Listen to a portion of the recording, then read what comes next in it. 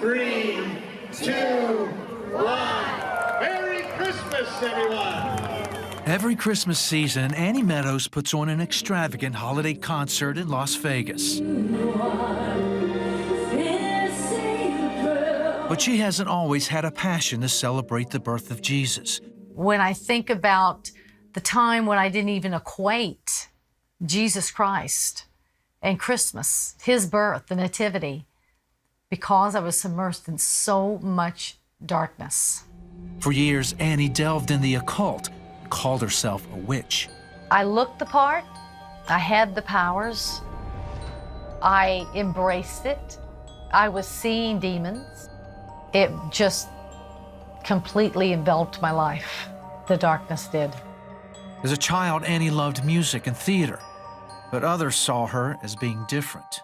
I was always the butt of every joke, and nobody seemed to want to embrace anything I wanted to do.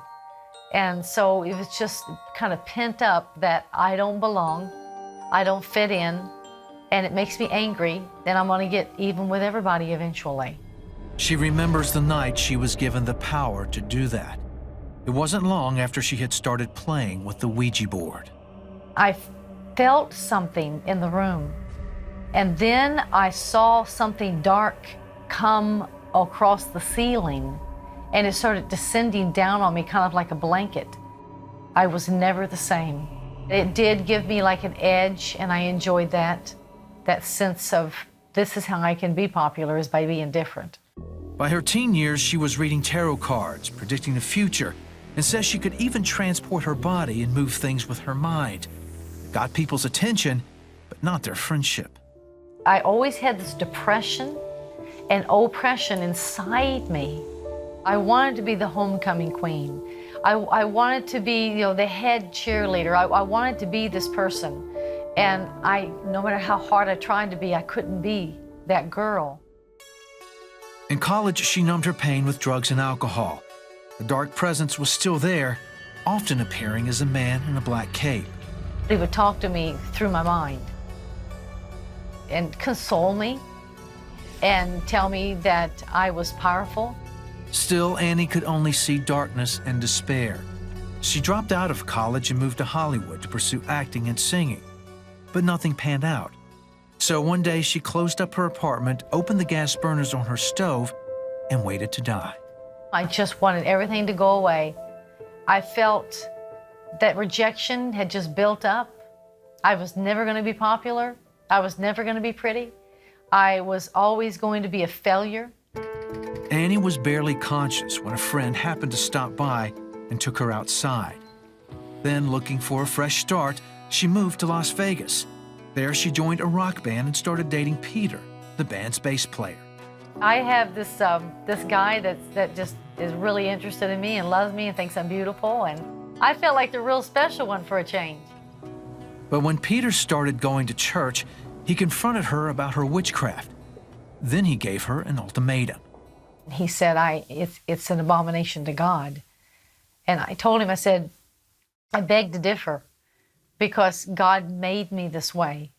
And he thinks it's okay that I'm a witch. And he said, I'm going to serve God with you or without you. Thinking the relationship was over, Annie blamed God for losing Peter and everything else that had gone wrong in her life.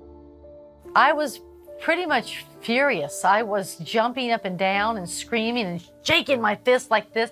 Now you've taken a man that I love, and I've had enough. And that's when something so strong spoke to me that you have a choice, Annie. You can either walk to me now, or you can walk away from me forever. Annie says she knew right away that voice was God's. So one Sunday, she went to church with Peter. The pastor gave an invitation. He said, who wants to wipe the slate clean? Who wants to start all over? And that sounded so good to me. Then she said a simple prayer.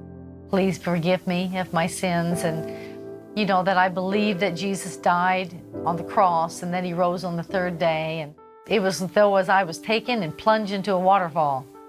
And instantly, I felt like a new person, like everything had turned white. Like all the dirtiness was being flushed off of me. It was just so glorious of a feeling of warmth and love. Annie stopped using drugs and burned everything she owned that was associated with the occult. Eventually, she and Peter married. The dark presence tried to come back in her life numerous times, but it finally got the message. And I said, I belong to Jesus Christ now, and you're not going to bother me anymore. It all ended. It's like the darkness was cast out by the bright light. Jesus offered me peace, and He offered me a deep-seated joy that no matter what I go through, I have the courage to face it.